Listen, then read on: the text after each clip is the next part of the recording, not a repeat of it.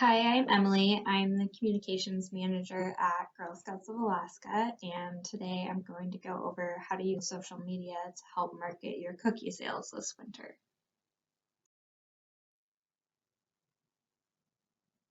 I'm going to go over youth safety, just some general considerations to apply all the time, and a full document of those can be found in the form section on our website. And then we'll also go over some specific cookie social media guidelines and examples of those. Social media can be a great place to market cookie sales, but we just want to make sure that everyone is staying safe. So we want to make sure cookie volunteers and parents understand the guidelines. And if you're ever unsure, definitely just contact us at the information on the screen.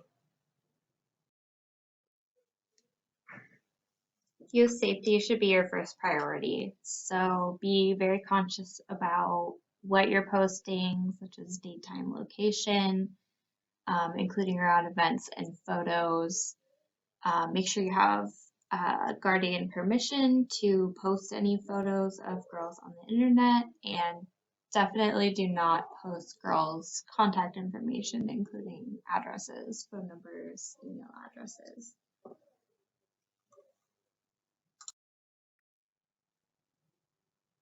If you have an older Girl Scout, which generally means 13 or older, Um, any girl using a social networking site for communication should have parental permission, and as I said, be at least 13 or older, and that's according to the COPPA and the COPA. And then if they are ever communicating with adults, this should always be in a public forum, like on the Facebook wall, or electronic communication between adults and youth should have another authorized adult copied on the message thread on every message. And the last thing to consider in general for social media use is if you have a Facebook group that is, for example, Troop 100 Girl Scouts Alaska Facebook group, or if you're posting about anything related to Girl Scouts Alaska, cookies, just make sure that the groups you join or like have standards that are consistent with Girl Scouts, and the same goes for the messages that you post. And then also, of course, always make it clear that you are not Girl Scouts Alaska or Girl Scouts USA, but it is your own personal channel or troop channel. And then, as always, Girl Scout rules, just use good judgment and common sense. Treat others how you would like to be treated. If you're posting about cookies and it requires responses, make sure you're answering as quickly as possible, so we're not leaving them hanging. And then comments should be deleted if they break any of the procedures here. And if you receive antagonistic messages, you can always do the print screen function, and definitely always feel like you can report those to us. We like to know if there's something going on, or if something could potentially be a social media scam around cookies or Girl Scouts in general. All right, and now some cookie season specific social media guidelines. There's a difference between marketing your sale of Girl Scout cookies and selling Girl Scout cookies online. Marketing your cookie sale is fine and it can be a useful tool. It's basically just a way to provide customers with an announcement that cookies are available. But selling requires private information to be exchanged over websites, and that is prohibited with the exception of the website Digital Cookie. So your girl has her own digital cookie link she can share out. and if you're in a troop, the troop does as well. The difference is how and what information is shared and exchanged. So here are some examples, and I will go over some more specific examples. Here's some do and don't examples for marketing your cookie sale. So do post to your personal Facebook page that your Girl Scout troop is selling cookies.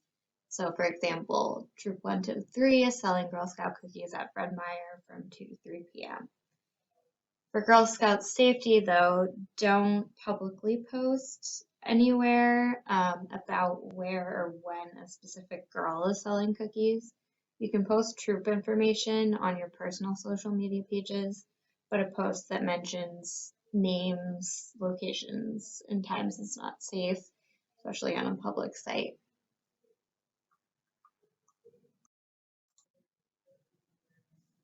And here's another one. Do post a digital cookie link on your personal social media page or in a private group that has people you know in it. So for example, your personal Facebook wall or a neighborhood Facebook group that has the people that live on your street. But don't post digital cookie links on public pages or resale sites.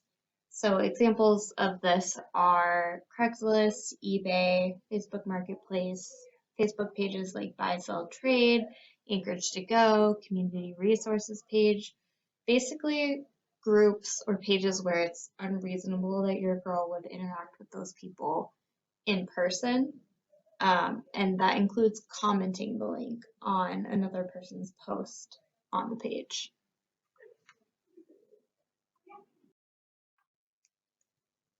So you may be thinking, what makes a page public? That still seems hard to determine. So number one is to just use smart judgment. If you are going to post in a Facebook group that is labeled by Facebook as private, as in, which is the thing you can do on Facebook. Usually it means that you have to answer questions to get in or someone has to approve letting you in.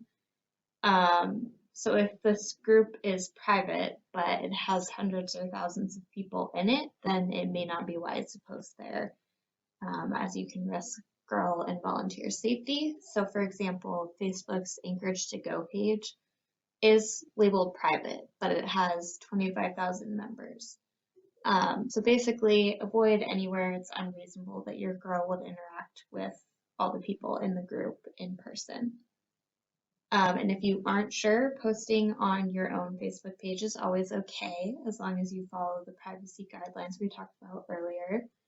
If you still just aren't sure and would like a case-by-case evaluation, counsel is happy to help.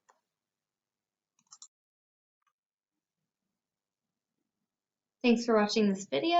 If you ever have any questions about applying our social media guidelines during cookie season or any time of the year, feel free to contact us using the information on the screen.